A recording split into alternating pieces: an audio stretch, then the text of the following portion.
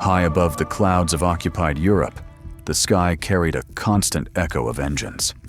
Men looked up from ruined towns and scattered fields, watching silver dots move against the sunlight. In those moments, the outcome of the air war seemed to hang on wings of aluminum and hope. When the Republic P-47 Thunderbolt first arrived, even its allies hesitated. It was enormous, more like a flying fortress than a fighter. Its pilots joked that it could dive through the gates of hell and climb back out only if given enough runway. The Germans laughed too. To them, it looked heavy, clumsy, an easy target for sleek Messerschmitts and Focke-Wulfs. But appearances, in war as in life, can be deceiving.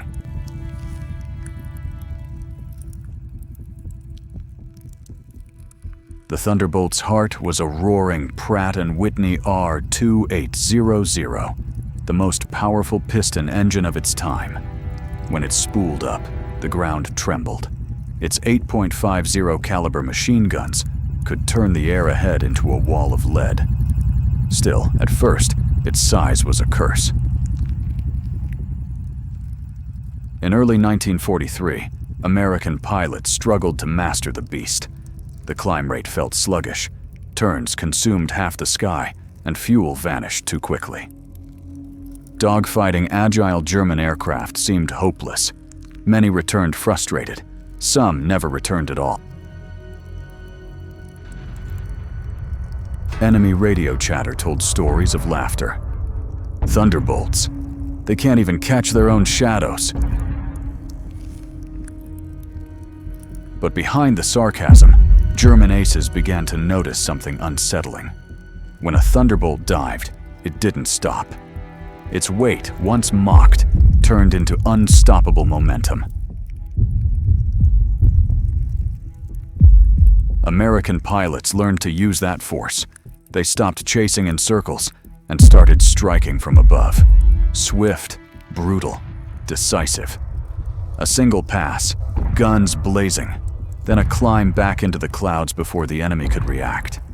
They called it boom and zoom.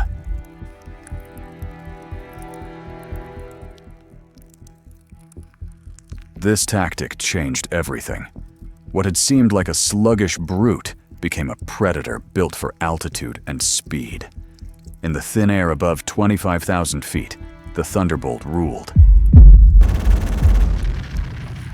Its armored cockpit shrugged off bullets that would have shredded lighter planes.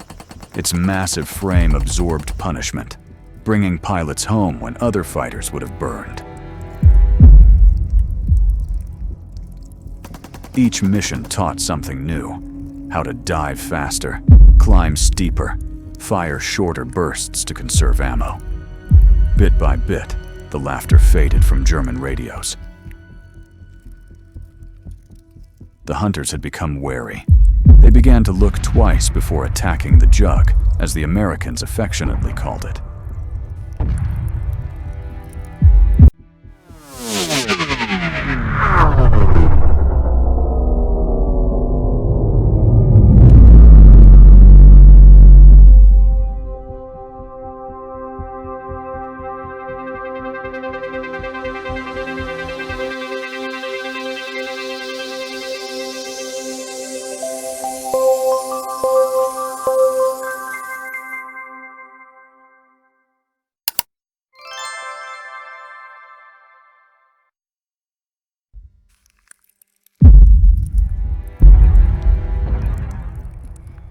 The sky was shifting, and with it, the balance of air power in Europe.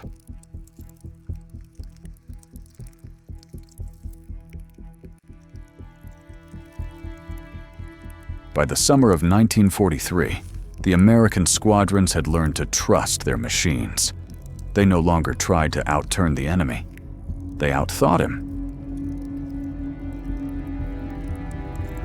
From high above the French coast, formations of P-47s began to stalk the Air Force. They struck from the sun, descended like thunder, and vanished again into the bright, thin air. Major Donald Blakesley, once a Spitfire veteran, led them with quiet confidence.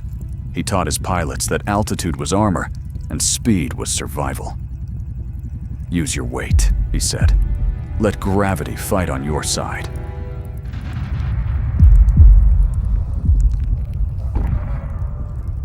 And the Thunderbolt obeyed. German squadrons, once dominant over Europe, suddenly found themselves hunted. Their light fighters could not match the Jug's dive. At 500 miles per hour, it was a falling anvil, a weapon that turned physics itself into an ally. Then came the mission that changed everything. June 1943. Over northern France, Lieutenant Robert S. Johnson's flight was ambushed by a swarm of Focke-Wulf 190s.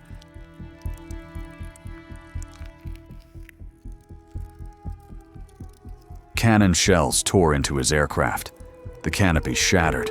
The instrument panel exploded. Hydraulic fluids. Wounded and half-blind, Johnson tried to bail out, but the canopy was fused shut. He was trapped inside a dying machine. Flames licked around the engine cowling as he fought the controls. The Jug refused to die. Even with control, cables shredded and oil streaming across the windscreen, it kept flying. Slowly, stubbornly, impossibly. Then a lone German fighter appeared behind him. The enemy pilot fired again and again, emptying his guns into the crippled Thunderbolt. But the American plane simply refused to fall.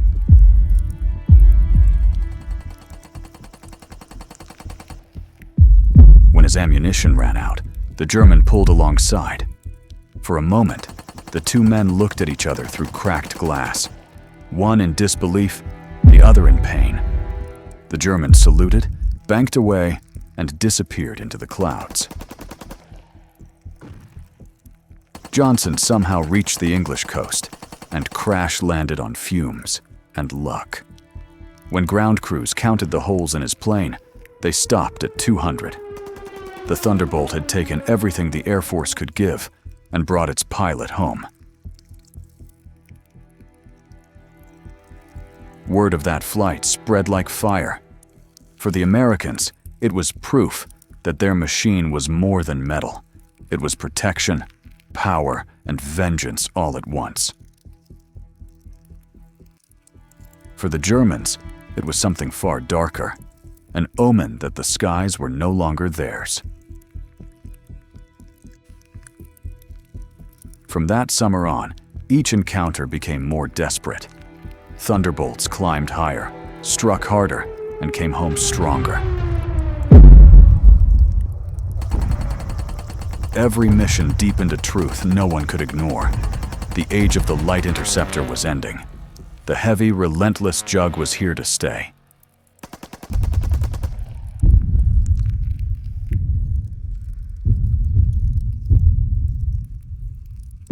By early 1944, the Jug had become something more than a high-altitude fighter. It was a force of nature. With long-range tanks slung beneath its wings, it could now escort bombers deep into Germany. And when the bombers turned for home, the Thunderbolts stayed behind to hunt. The German Air Force had no answer. Their fuel was scarce, their pilots tired, their sky no longer safe. Each new variant of the Thunderbolt climbed faster, dove harder, and struck with terrifying precision. What began as a weapon of defense had become an instrument of domination.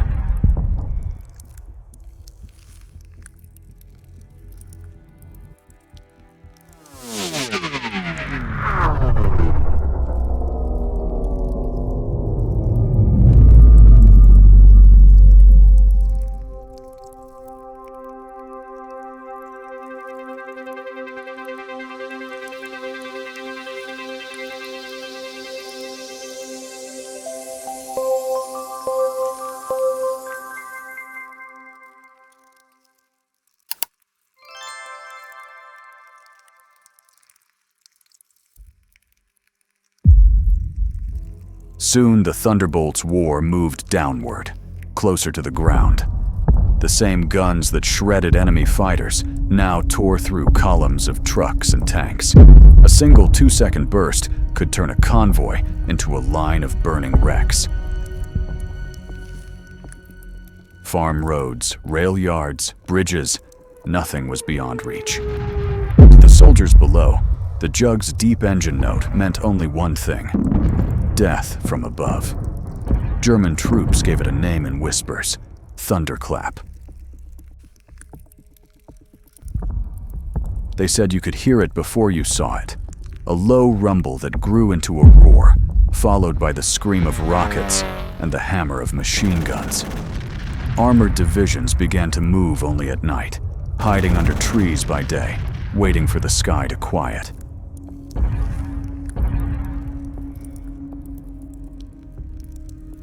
In the air, the transformation was complete. What the enemy had once mocked as a flying milk bottle was now the most feared aircraft in Europe. Even the new jet fighters that appeared late in the war could not escape it completely. Catching them on takeoff or landing, the Thunderbolt's pilots learned to strike in moments when speed meant nothing and courage meant everything. But the true power behind the Jug was not just the machine, it was the world that built it. American factories worked day and night, forging engines, wings, and guns at a pace no nation could match. Every hour, another Thunderbolt rolled off the line. Every day, new pilots stepped into cockpits, trained and ready. While the German Air Force lost veterans it could never replace, the Americans sent wave after wave of fresh squadrons.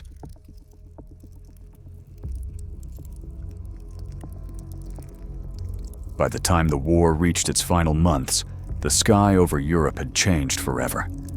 Thunderbolts darkened it by the hundreds, sweeping over rivers, forests, and cities. They broke the last resistance, crippled supply lines, and silenced the once proud enemy air arm. When peace finally came, the silence felt strange. The roar of the R-2800 faded, leaving only memories, the smell of oil and cordite, the hum of metal cooling after battle. Pilots who had laughed at the Jug now spoke of it with reverence. It had saved their lives again and again, with its armor, its power, its defiant strength. Historians would later say that the Thunderbolt embodied the spirit of its builders. Massive, relentless, over-engineered, yet unbreakable. It was proof that victory could come from endurance as much as from brilliance. And in the skies of war, endurance was everything.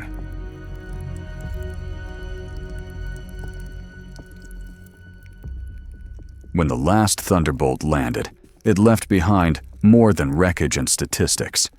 It left a legacy of courage, of invention, of transformation. From laughter to fear, from ridicule to respect, it rewrote the story of air power. The men who flew it knew the truth better than anyone. Sometimes, the heaviest burden becomes the mightiest weapon. The thunder had spoken, and the sky would never be the same again.